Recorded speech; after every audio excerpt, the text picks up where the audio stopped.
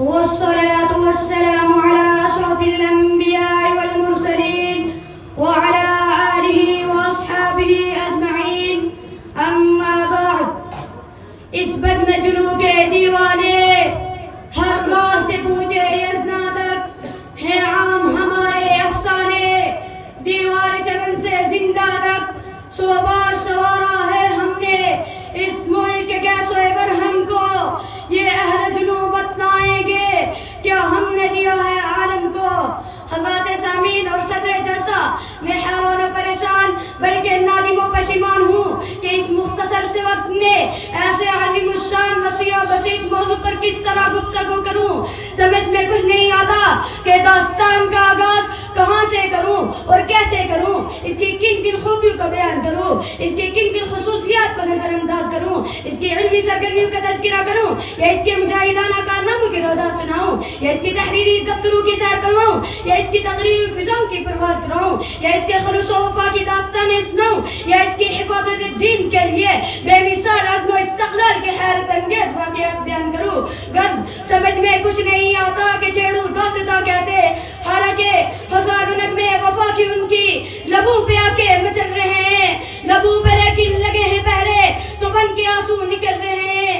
زکمہ ہے ساقط قلم ہے حیراں، بتاؤں کیسے میرا پنہا کہ بحر غمائے اٹھا ہے طوفاں تو دریا دریا در رہے ہیں.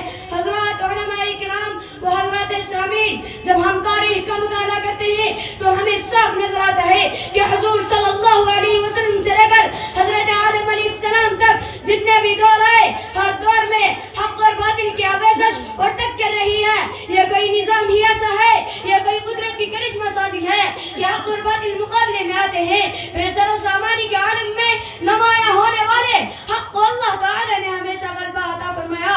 حق اور باطل کی ٹکر روز اجل سے جاری ہے. تاریخ کے طالب علموں کو معلوم ہونا چاہیے کہ آج کا حق اور باطل کون ہے. میرے بھائیو، ہم نے بہت سی چیزیں دیکھی، بڑے بڑے حالات سنے، لیکن ہمیں اس بات پر فخر ہے کہ جس طرح سورج روزانہ روشن ہوتا ہے اسی طرح ہمیں بھی یقین ہے کہ صحیح معنی میں اہل سنت والجماعت حق پر جو جماعت ہے وہ علماء دیوبند کی جماعت ہے. ہمیں کوئی شبہ نہیں، ہمیں سورج کی روشنی سے بھی زیادہ یقین ہے کہ صحیح معنی میں علماء دیوبند کی جماعت انبیاء کی وارث جماعت ہے، جس نے رسول اللہ صلی اللہ علیہ وسلم کی عین سنت کے مطابق باطل کا ہر طریقے سے مقابلہ کیا.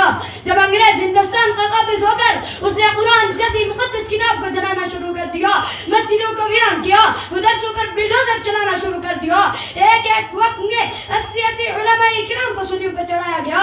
ایسے حالات میں اگر انگریز سے ٹکر لینے والی کوئی جماعت تھی وہ علماء دیوبند کی جماعت تھی. شیخ عبدالعزیز محدث دہلوی کا وہ فتویٰ جس نے انگریزوں کی نیندیں حرام کر دی تھی، اور دوسری طرف کوئی نبوت کا جھوٹا دعویٰ کرتا، اور کسی نے اعلان کتاب لکھ کر انگریز کو خوش کیا، اور کسی نے اقتصادی فی مسائل الجہاد کی کتاب لکھ کر انگریز سے بلا تضاد کروا لے. لیکن علماء دیوبند کی جماعت ایسی جماعت تھی کہ قرآن کی حفاظت کے لیے، نبی کے فرمان کے لیے، وطن کو بچانے کے لیے انہوں نے اپنی جانیں قربان کر دی. انہوں نے اپنی جانوں کی پرواہ نہیں کی، اولاد کی پرواہ نہیں کی، سب کچھ لٹا دیا. میرے بھائیو، دیوبند کسی فرقے کا نام نہیں، دیوبند کو ترازو میں نہ توڑ، یہ تو ہر دور میں انمول رہا ہے. حضور صلی اللہ علیہ وسلم کے بعد اگر دین کو چمکایا تھا تو خلفائے راشدین نے، علماء دیوبند بھی انہی کی نسل میں سے. اس دور میں دین کو چمکایا تھا حضرت صدیق اکبر نے، ان کی نسل میں بانی دارالعلوم دیوبند حضرت مولانا قاسم نانوتوی آتے ہیں اور قاری محمد طیب آتے ہیں. اس دور میں دین کو چمکانے والے خلیفہ دوم حضرت عمر فاروق آتے ہیں، ان کی نسل میں حکیم الامت حضرت مولانا اشرف علی تھانوی آتے ہیں. اس دور میں دین کو چمکانے والے حضرت عثمان آتے ہیں، ان کی نسل میں مفتی عزیز الرحمان آتے ہیں. اس دور میں دین کو چمکانے والے خلیفہ چہارم حضرت علی المرتضی آتے ہیں، ان کی نسل میں شیخ العرب و عجم حسین احمد مدنی آتے ہیں، حضرت مولانا انور شاہ کشمیری آتے ہیں. جہاں صدیق اکبر کے وارث بھی ہوں، عمر فاروق کے وارث بھی ہوں، عثمان غنی کے وارث بھی ہوں، حضرت علی کے وارث بھی ہوں. خاندان صدیقی سے حضرت نانوتوی جاؤں، خاندان فاروقی سے اشرف علی جاؤں، خاندان عثمانی سے عثمانی صاحبان جاؤں، خاندان حیدر سے شیخ العرب و عجم حسین احمد مدنی جاؤں، حضرت مولانا انور شاہ کشمیری جاؤں. اسی مرکز کا نام دارالعلوم دیوبند ہے. بانی دارالعلوم دیوبند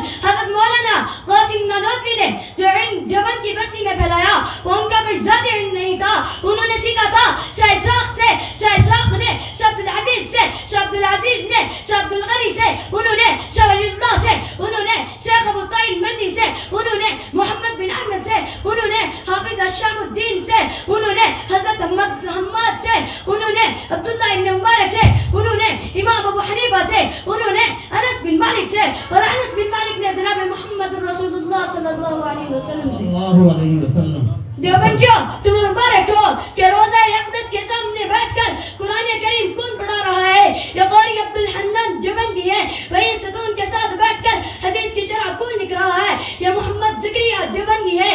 وہی روزہ کے سامنے بیٹھ کر 18 سال تک حدیث کا درس کون دیتا رہا؟ یہ شیخ العرب و عجم حسین احمد مدنی دیوبندی ہے. نبی کے روزے پہ ہم، نبی کی گلیوں میں ہم، نبی کی مسجدوں میں ہم انشاءاللہ کل قیامت میں جنت میں ڈیرا ہمارا ہوگا. جن لوگوں کو دنیا ہی میں نبی کی بستی سے نکال دیا گیا، آخرت میں ان کو نبی کا قرب کہاں سے حاصل ہوگا؟ میرے بھائیو، اہل سنت والجماعت علماء جو آپ کو نظر آ رہے ہیں، ان کا روحانی واسطہ اس شیخ العرب و عجم حسین احمد مدنی کے ساتھ ہے جو انگریز جج کے سامنے اپنے فتوے کا اعلان و انشار کرتا ہے. مولانا جوہر کھڑے ہو کر قدموں میں گر پڑتے ہیں کہ حضرت بیان بدل دو. عاشق رسول حسین احمد مدنی فرماتے ہیں کہ بیان بدلوں گا ایمان بدل جائے گا. اس لیے اپنے فتوے کا اظہار کرتا ہوں، پہلے بھی دیا تھا اب بھی دیتا ہوں کہ انگریز تیری فوج میں بھرتی ہونا حرام ہے، حرام ہے. میرے بھائیو، ان کا روحانی واسطہ اس احمد لاہوری سے ہے جس کو انگریز نے برف کی سلاخوں پر لٹایا، پھر اٹھا کر ایک دوسری طرف رکھ دیا. انگریز پوچھتا ہے اے لاہوری بتاؤ کیا حال ہے؟ لاہوری فرماتے ہیں کہ جسم تو ٹھنڈا ہو گیا مگر ایمان پہلے سے بھی گرم ہو گیا. علماء دیوبند کا عقیدہ وہی ہے جو حضرات صحابہ کا عقیدہ تھا، جو تابعین کا عقیدہ تھا، جو امام ابو حنیفہ کا عقیدہ تھا، جو خواجہ اجمیری کا عقیدہ تھا، جو نظام الدین اولیاء اللہ کا عقیدہ تھا. ہمارا عقیدہ ہے کہ جو جگہ میرے نبی کے ساتھ لگ گئی وہ آج کے عزم سے بھی بہتر ہے. میں ان علماء کرام کی موجودگی میں اپنا اور اپنے اکابر علماء دیوبند کا عقیدہ بتاتا ہوں. ہمارا عقیدہ ہے کہ دنیا میں کوئی ایسا ترازو ہی نہیں جس میں محمد عربی صلی اللہ علیہ وسلم کے مقام کو تلا جائے. ہاں اگر کوئی ترازو ہے بھی تو میزان عدل کے 2 ترازو اگر ہوں. ایک ترازو میں 7 زمین 7 آسمان، ساری کائنات کے شمس و قمر، شجر و حجر، بحر و بر، نور و بشر، جنت و حور و گلما، بیت اللہ، بیت المقدس، لوح و قلم، لوح محفوظ، سدرۃ المنتہا، عرش معلی، ساری کائنات کو ایک پردے میں رکھ دے اور آمینہ کے در یتیم محمد عربی صلی اللہ علیہ وسلم کو دوسرے پلڑ میں رکھ دیں. میرا اور میرے اکابر علماء دیوبند کا عقیدہ ہے کہ ساری کائنات کم اور محمد عربی صلی اللہ علیہ وسلم کی ذات ساری کائنات سے اعلیٰ ہے. ایک مرتبہ حضور صلی اللہ علیہ وسلم نے ارشاد فرمایا کہ میری امت کے 73 فرقے ہوں گے، ہر فرقہ ناری اور جنگی ہوگا لیکن ایک گروہ نجات پانے والا ہوگا. صحابہ نے پوچھ لیا کہ وہ گروہ کون سا ہوگا؟ تو آقا دو جہاں صلی اللہ علیہ وسلم نے فرمایا کہ وہ گروہ وہ ہوگا جو میرے اور میرے صحابہ کے نقشے قدم پر چل رہا ہوگا. دیوبندیوں تمہیں مبارک ہو کیونکہ دیوبند ہی کی ایک ایسی جماعت ہے جو نبی صلی اللہ علیہ وسلم اور حضرات صحابہ کے عقیدے پر چل رہی ہے.